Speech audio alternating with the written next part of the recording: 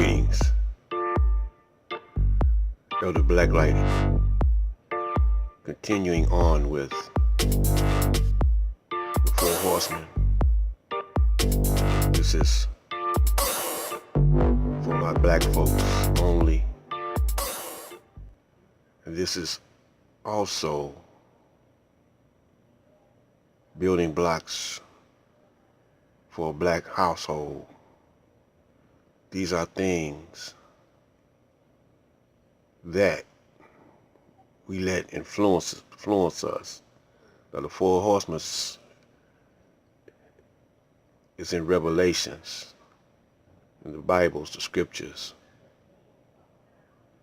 concerning Babylon, the beast. This is what influences us.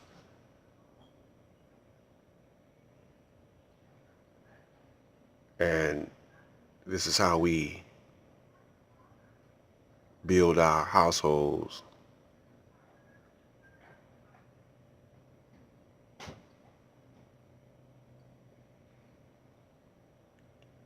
So we're going to check this out.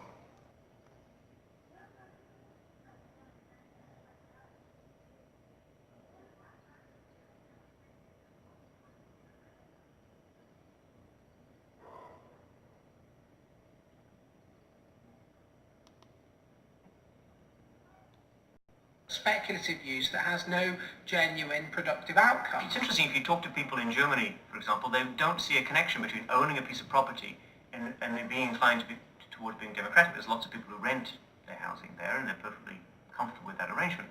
But it is true that in somewhat different contexts, both Mr. Reagan and Mrs. Thatcher pushed for more people to own housing. And actually this is part of the problem, because if you push people to buy housing before they're ready, and if you push very dubious loans on them, and they don't understand what they get themselves into, you can have huge adverse repercussions, exactly what led to, in part, the subprime housing crisis in the United States. That's not anything to do with democracy, that's just a bad economic idea. The breakthrough that occurred around the year 2000 States was when bankers found out that the poor are honest, and they realized that if you're poor, if you're not rich, you have a different set of values, and you think that a debt is a debt, and it's something that has to be paid, and the people will try to pay the debts that they're stuck with, even if the debts are not valid, even if the debts are much more than they expected, even if they really can't pay the debts. The lending and banking institutions, when they drew up contracts with interest rates, with flexible interest rates, I think they knew in the beginning that these problems were going to come back later on, where folks weren't going to be able to afford the mortgages as the interest rates increased. It put a lot of people in situations where they were taking food out of refrigerators, taking kids out of higher education. They're not able to afford college anymore.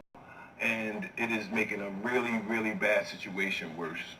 The banks engaged in what was a criminal conspiracy to charge more to the blacks and Hispanics. The banks got together, backed the Bush administration, to block the state prosecutions of racial lending in order to exploit and charge more to the minorities.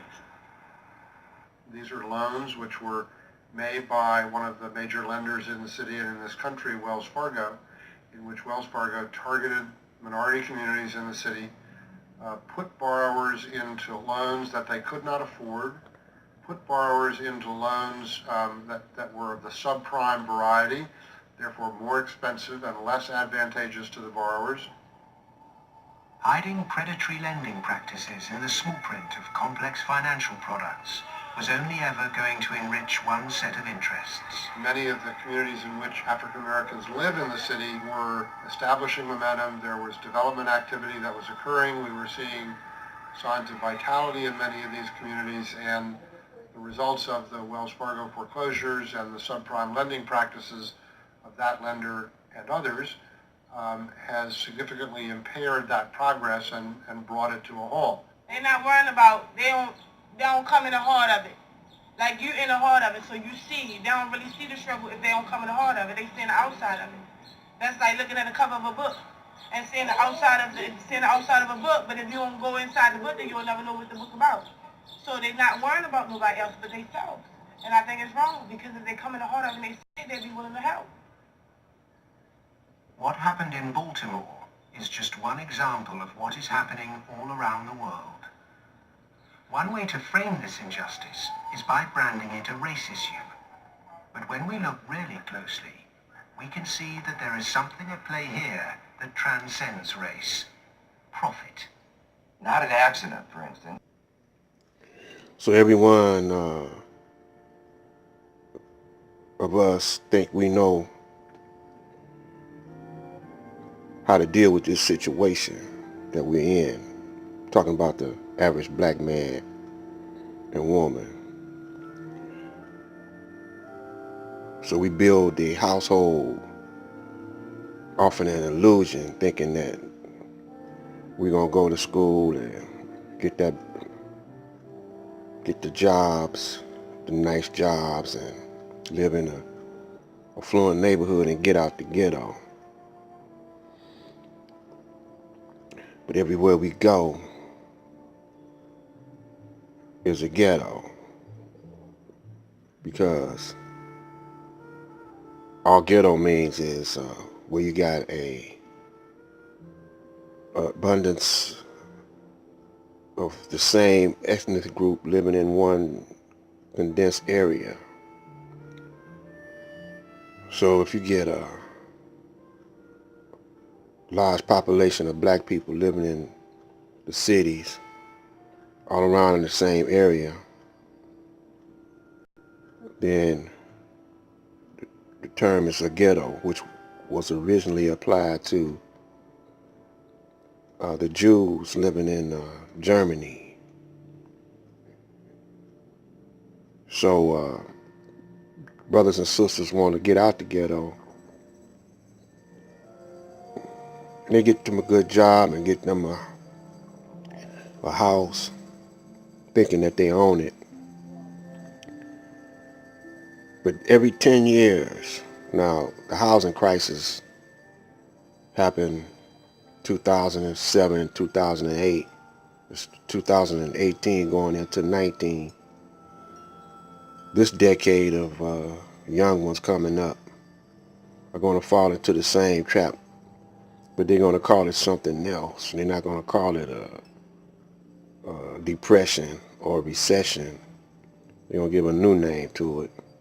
It's going to be the same game, different name. So y'all young cats, young cats and women that's black listening to this,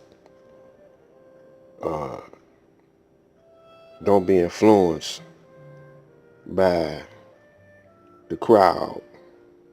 You know, see, that's our main problem. So we're going to come back and not put a cap on it, but go further into what I'm talking about. This is Black Light.